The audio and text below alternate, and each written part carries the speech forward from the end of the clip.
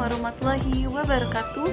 Saya Delta Milinda dari kelas 03 PPKM 001, Program Studi Pendidikan Pancasila dan Kewarganegaraan. Di sini saya akan membahas materi pembelajaran dari kelas 11 SMA, yaitu hak asasi manusia, pelanggaran, dan penegakan HAM. Secara formal, konsep mengenai hak asasi manusia lahir pada tanggal 10 Desember 1948 ketika PBB memproklamirkan Deklarasi Universal HAM yang di dalamnya memuat 30 pasal yang kesemuanya memaparkan tentang hak dan kewajiban umat manusia. Secara eksplisit, HAM adalah suatu yang melekat pada manusia, yang tanpanya manusia mustahil dapat hidup sebagai manusia, yang sifatnya tidak dapat dihilangkan ataupun dikurangi oleh siapapun. Adapun Deklarasi Universal tentang HAM oleh PBB.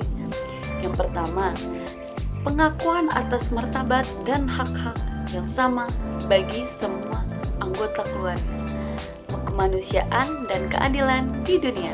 Yang kedua, mengabaikan dan memandang rendah hak asasi manusia akan menimbulkan perbuatan yang tidak sesuai dengan hati nurani umat manusia. Yang ketiga, hak-hak manusia perlu dilindungi oleh peraturan hukum. Yang keempat, persahabatan antara negara-negara perlu dianjurkan. Yang kelima, memberikan hak-hak yang sama baik laki-laki maupun perempuan. Yang keenam, memberi penghargaan terhadap pelaksanaan hak-hak manusia dan kebebasan asas umat manusia. Yang ketujuh, melaksanakan hak-hak dan kebebasan secara tepat dan benar. Adapun pengertian HAM menurut para ahli. Yang pertama, menurut Mr. Kuncono Purbo Pranoto, HAM adalah hak yang dimiliki manusia menurut kodratnya yang tidak dipisahkan hakikatnya. Menurut John Locke, HAM adalah hak-hak yang diberikan langsung oleh Tuhan yang Maha Pencipta sebagai sesuatu yang bersifat kodrati. Nah, dari uraian di atas bisa kita simpulkan bahwa HAM merupakan hak paling individu dan suatu pelaksanaan umum yang baku bagi semua bangsa dan negara, dan merupakan seperangkat hak yang melekat pada hakikat dan keberadaan manusia sebagai makhluk Tuhan yang Maha Esa, yang wajib dihormati, dijunjung tinggi, yang dilindungi oleh negara hukum, pemerintah, dan setiap orang demi kehormatan serta melindungi harkat dan martabat umat manusia. Adapun macam-macam hak asasi manusia. Yang pertama ada hak asasi pribadi atau personal rights. Pertama, hak kebebasan untuk bergerak, bepergian, dan berpindah-pindah tempat. Yang kedua, hak kebebasan mengeluarkan atau menyatakan pendapat. Yang ketiga, hak kebebasan memilih dan aktif di organisasi atau perkumpulan. Yang keempat, hak kebebasan untuk memilih, memeluk, dan menjalankan agama dan kepercayaan yang diyakini masing-masing. Yang kedua ada hak asasi politik. Pertama, hak untuk memilih dan dipilih dalam suatu pemilihan. Yang kedua, hak ikut serta dalam kegiatan pemerintahan. Yang ketiga, hak membuat dan mendirikan partai politik dan organisasi politik lainnya. Yang keempat, hak untuk membuat dan mengajukan suatu usulan petisi.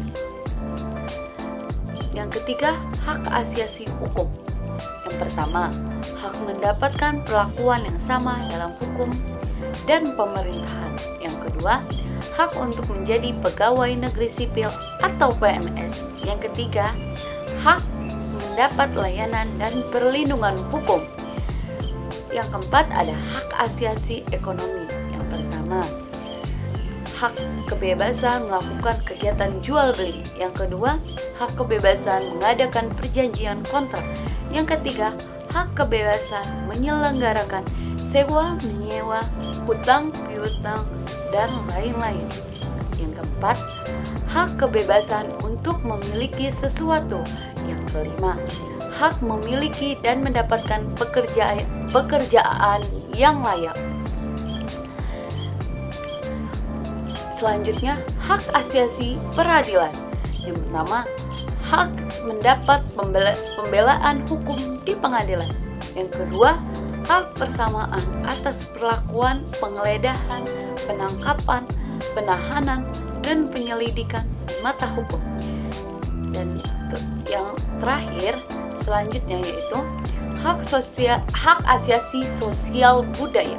Yang pertama ada hak menentukan, memilih, dan mendapatkan pendidikan. Yang kedua, hak mendapatkan pengajaran.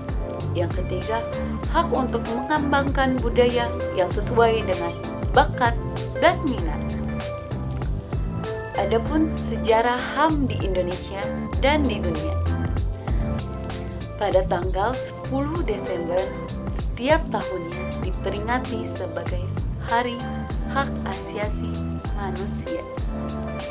Momen tersebut diperingati oleh setiap umat manusia di seluruh dunia dengan harapan semoga penegakan HAM di tahun mendatang lebih baik dari tahun sebelumnya, karena masih banyak kasus pelanggaran HAM secara nasional maupun internasional, baik ringan maupun berat, belum tertangani secara maksimal. Dengan demikian bahwa pengertian hak asasi manusia atau HAM itu sendiri adalah hak dasar atau kewarganegaraan yang melekat pada individu sejak ia lahir secara kodrat yang diberikan langsung oleh Tuhan Yang Maha Esa, yang tidak dapat dirampas dan dicabut keberadaannya, dan wajib dihormati, dijunjung tinggi, dan dilindungi oleh negara, hukum, pemerintah, dan setiap orang demi kehormatan dan perlindungan harkat dan martabat manusia.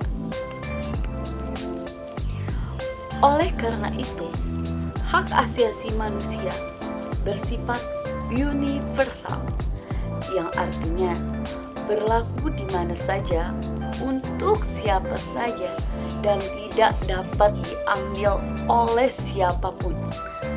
Hak-hak tersebut dibutuhkan individu melindungi diri dan dalam martabat kemanusiaan, juga sebagai landasan moral dalam bergaul dengan sama manusia. Meskipun demikian, bukan berarti manusia dengan hak-haknya dapat berbuat sesuka hatinya maupun seenak-enaknya. Sebelum dibahas lebih mendalam mengenai hak asasi manusia di Indonesia, terlebih dahulu kita membahas dan mengetahui sejarah perkembangan hak asasi manusia di dunia, di mana setiap manusia menginginkan hak-hak tersebut ditegakkan. Sebelum Masehi, filosofi Yunani seperti Socrates 470 sampai 3 sebelum Masehi dan Plato 428 sampai 322 mengajarkan pemerintah harus berdasarkan kekuasaan pada kemauan dan kehendak warga negara. Adapun pengakuan serta perjuangan hak asasi manusia di dunia ditandai dengan berbagai macam dokumen-dokumen. Di antaranya yaitu 1. Magna Carta, 2. Bill of Rights, 3. Deklarasi Amerika Serikat, 4. Deklarasi tentang hak asasi manusia di Prancis, 5. Deklarasi Universal Hak-Hak Asasi Manusia. Penegakan hak asasi manusia di Indonesia, setiap orang dan setiap badan dalam masyarakat senantiasa menjunjung tinggi penghargaan terhadap hak-hak dan kebebasan-kebebasan melalui tindakan progresif baik secara nasional maupun internasional.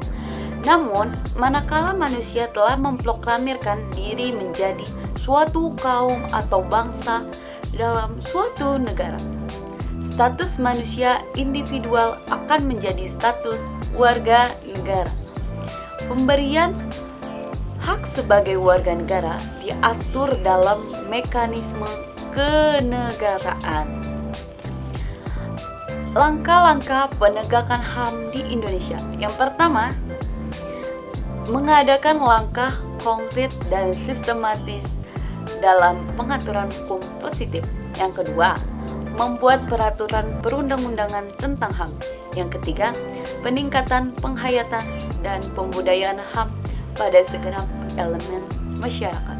Yang keempat, mengatur mekanisme perlindungan HAM secara terpadu. Yang kelima, memacu keberanian warga untuk melaporkan bila ada pelanggaran HAM. Yang keenam, meningkatkan hubungan dengan lembaga yang menangani HAM. Yang ketujuh, membentuk pusat kajian HAM. Yang kedelapan, meningkatkan peran aktif media massa. Dalam penegakan HAM di Indonesia, perangkat ideologi Pancasila dan Undang-Undang 1945 harus dijadikan acuan pokok. Karena secara terpadu, nilai-nilai dasar yang ada di dalamnya merupakan The Indonesia Bill of Human Rights. Adapun pelanggaran hak asasi manusia. Pelanggaran HAM adalah setiap perbuatan seseorang atau kelompok orang termasuk aparat negara, baik disengaja ataupun tidak disengaja, atau kelalaian yang secara hukum mengurangi, menghalangi, membatasi, dan atau mencabut HAM seseorang atau kelompok orang yang dijamin oleh undang-undang ini dan tidak didapatkan atau dikhawatirkan tidak akan memperoleh penyelesaian hukum yang berlaku. Undang-Undang Nomor 26 Tahun 2000 tentang Pengadilan HAM. Kasus-kasus HAM ini dapat dikategorikan dalam dua jenis, yaitu kasus pelanggaran HAM yang bersifat berat meliputi pertama, pembunuhan massal atau genosida. Yang kedua, pembunuhan sewenang-wenang atau di luar putusan pengadilan, penyiksaan. Yang ketiga, penghilangan orang secara paksa. Yang keempat, perbudakan atau diskriminasi yang dilakukan secara sistematis. Yang kedua ada kasus pelanggaran HAM yang biasa meliputi yang pertama, pemukulan, yang kedua, penganiayaan, yang ketiga, pencemaran nama baik, yang keempat, menghalangi orang untuk mengekspresikan pendapatnya, dan yang terakhir, menghilangkan nyawa orang lain. Adapun contoh kasus pelanggaran HAM di Indonesia. Yang pertama, kasus Tanjung Priok pada tahun 1984. Kasus Tanjung Priok terjadi pada tahun 1984 antara aparat dengan warga sekitar yang berawal dari masalah SARA dan unsur politik. Dalam peristiwa ini diduga terjadi pelanggaran HAM di mana terdapat ratusan korban meninggal dunia akibat kekerasan dan penembakan.